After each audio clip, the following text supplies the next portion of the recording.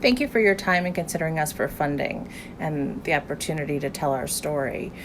We are the Montessori School of Schenectady. We are located in upstate New York. We were started in 1968 by a group of parents in the community who were looking for a different kind of education for their children.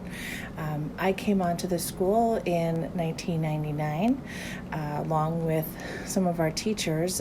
We've all been working together for an average of 10 years. I have taught their children. As the school expanded, they have come on as teachers as their children are now grown. So we have a wonderful group of teachers and support staff that really make this school a special place for our children to come to every day. Since the pandemic hit, we have had to pivot very quickly. In March, we packed up our bags on a Friday and started teaching from home, thinking it was only going to be a 2-week time period that we would be home. We quickly realized it was going to last a little bit longer.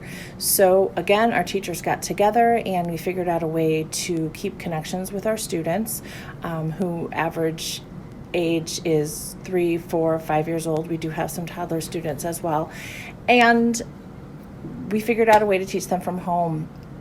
We did some one-on-ones via Zoom with some of our older students who are in kindergarten. We had virtual field trips. We had fun Fridays on Zoom. We had story times on Sunday evenings. We really wanted to be able to keep a connection with our students. We were able to reopen in the summertime for a very small program, which allowed us the opportunity to figure out how we were going to really institute all the new cleaning regimens and protocols that the state required and also that we were requiring as a school for our students and staff to follow. This was a wonderful opportunity for us to get our children back in the program, and we saw a real need for getting kids in the classroom as well.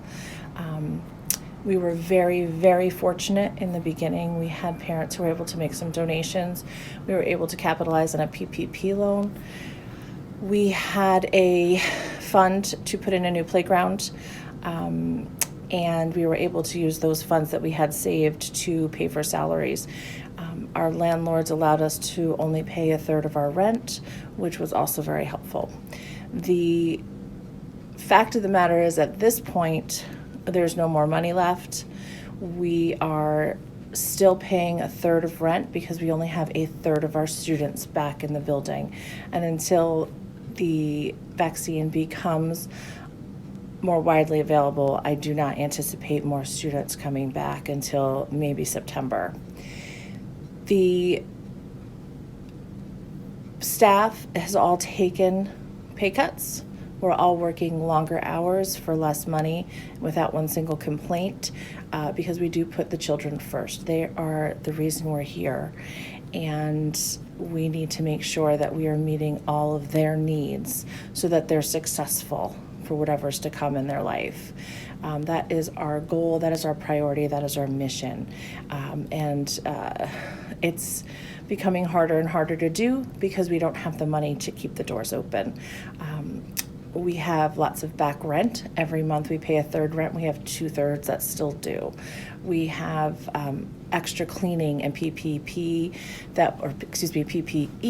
that we have to purchase every month. And it's becoming harder and harder every month to make ends meet with that. So we ask that you consider us for funding. We will have to close our doors come June. We will not be able to continue to keep our doors open for our students and our staff until we are able to at least get up to 3/4 capacity of students.